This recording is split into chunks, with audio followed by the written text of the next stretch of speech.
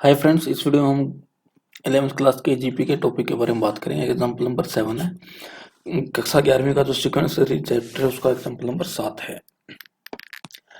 तो काफ़ी अच्छा क्वेश्चन है। देखिए हमें क्या गिवन है। हमें गिवन है कि हमें निकालना है फर्स्ट एन टर्म का सम निकालना है और पहली 5 टर्म का सम निकालना है। एक जीपी हमें गिवन है। तो जीपी गिवन है, ज्योमेट्रिक सीरीज गिवन है 1 प्लस 2/3 प्लस 4/9, ऐसे ही चलता रहेगा, कोई दिक्कत नहीं है। अब क्या मैं लिख सकता हूँ, पहली टर्म ए है और दूसरी टर्म 2/3 है। अब अगर मैं कॉमन रेशियो निकालूंगा तो क्या होता है, दूसरी बाय पहली या तीसरी बाय दूसरी, तो second term by first term, तो क्या हो जाएगा 2/3 डिवाइडेड बाय 1। तो 2/3 को 1 से डिवाइड करो, क्या आएगा 2/3 आएगा। यानी कि मेरे पास कॉमन रेशियो भी क्या आएगा, कॉमन रेशियो मेरे पास 2/3 ही आ गया।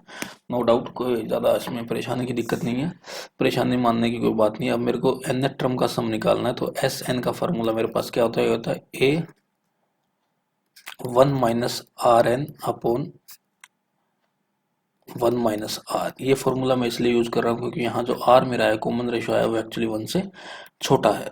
आपको कैसे पता लगेगा कि 1 से छोटा है नहीं है? सिंपल है, अगर डिनोमिनेटर बड़ा आ जाए न्यूमरेटर छोटा आ जाए, तो ऑब्वियस है कि वो जो वैल्यू होगी, जो फ्रैक्शन होगी, वो 1 से छोटी है। तो मैं फॉर्मूला यूज करूंगा। तो एन की जगह एन रख दूंगा, ए की जगह जो पहली टर्म यानी कि 1 रख दी मैंने। अब 1 की जगह 1, आर की वैल्यू में रखी 2/3 की पावर एन, और नीचे मैंने रखा 1 माइनस 2/3। इसको फर्दर सोल्व करते हैं तो क्या आएगा, सिंपल सा इस पे गणित लगना है, सिंपल सी मैथमेटिक्स लगानी है, नॉट ए बिग डील। तो यहाँ इसको ऐसे ही रहने देते हैं अभी, ठीक है। अगर आपको कुछ करना है तो कर सकते हैं, लेकिन बाद में करेंगे। 1 माइनस 2 की पावर एन और 3 की पावर एन मैं ऐसे दिखा दे रहा हूँ, ठीक है। और यहाँ क्या हो रहा है, यहाँ एक्चुअली क्या हो रहा है, एलसीएम लूंगा तो 3/2/3 ये आ जाएगा। अब इसको यहाँ लेकर आते हैं, क्या है, implies that Sn is equal to, अगर मैं ऊपर भी वन कुछ होता नहीं है, ऊपर मैं लिखूँ 3 की पावर n माइनस 2 की पावर n अपॉन 3 की पावर n, ये ऊपर है। और इसी के डिनोमिनेटर में यानी कि मैं डिवाइडेड बाय में दिखाना चाहूँ तो 3/2 था, तो क्या उसको मैं 1/3 लिख सकता हूँ? बिल्कुल लिख सकता हूँ। अब इसको थोड़ा सा और सिंप्लीफाई कर लेते हैं ताकि चीज़ें और आसान हो जाएं समझने में। तो S N is equal to क्या होगा, 3 की पावर n माइनस 2 की पावर n अपॉन 3 की पावर n इंटू 3 हो जाएगा, ठीक है। तो इसी को 16 आगे करते हैं तो क्या हुआ, 3 की पावर n माइनस 2 की पावर n, और ये ऊपर है तो क्या इसको मैं 3 की पावर n माइनस 1 लिख सकता हूँ। ये मेरे पास एस एन का डायरेक्ट फार्मूला इस सीरीज के लिए आ गया है। अब मेरे को पहली 5 टर्मों का फार्मूला सम निकालना है, पहली 5 टर्मों का। तो देखिए मैंने एक सिंपल सा एक रिलेशन निकाल दिया है कि एस एन मेरे पास क्या आया, एस एन आया 3 की पावर n माइनस 2 की पावर n अपॉन 3 की पावर n माइनस 1, ये मैंने एक रिलेशन निकाला।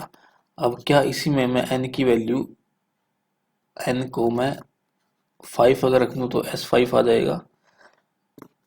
Put n is equal to 5, क्योंकि मेरे को पहली 5 टर्मों का सम निकालता हूँ, n को 5 रख देता हूँ, तो S5 क्या होगा, ये होगा 3 की पावर 5 माइनस 2 की पावर 5 अपॉन 3 की पावर 5 माइनस 1।